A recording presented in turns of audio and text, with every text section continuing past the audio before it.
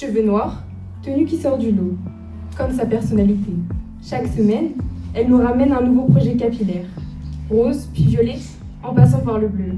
C'est surtout une personne drôle, mais sensible, intelligente et cultivée.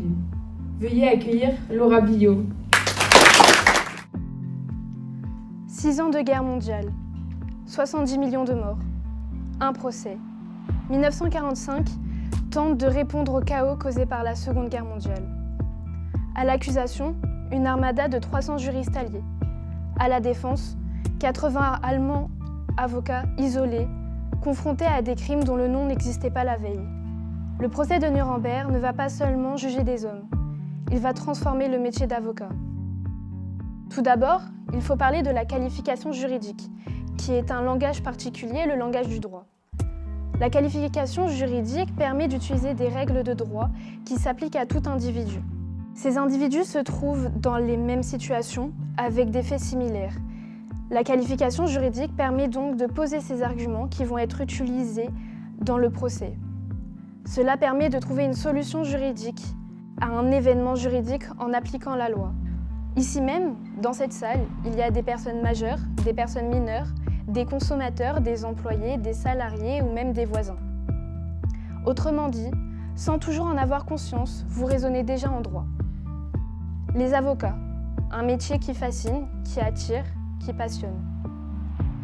C'est d'abord et avant tout un métier strictement encadré.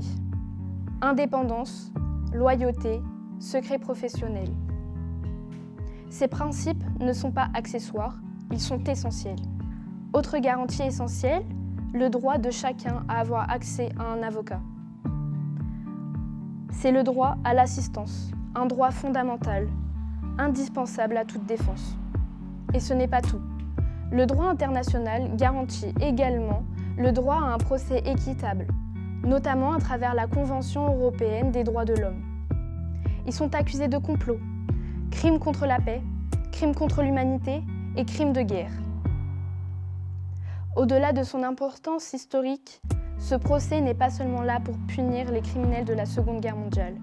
Il marque un tournant, il change le regard porté sur la justice.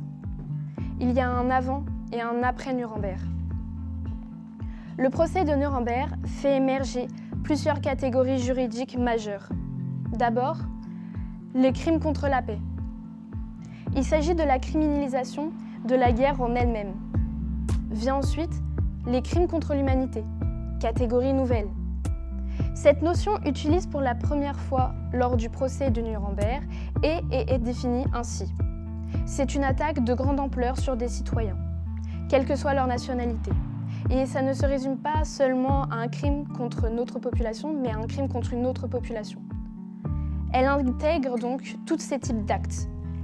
Meurtre, torture, violence sexuelle, déportation, disparition forcée ou encore persécution.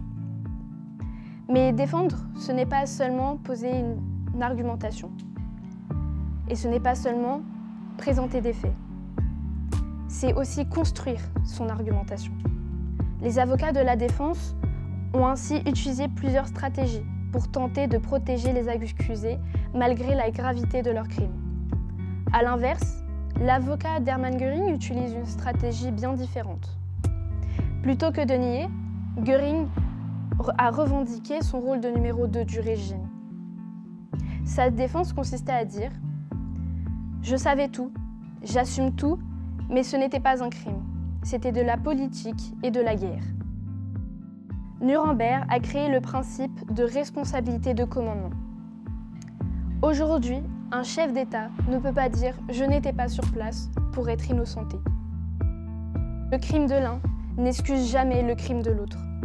En effet, ils ont dû passer d'une stratégie de décrédibilisation des témoins à une stratégie d'interprétation ou de contestation des documents.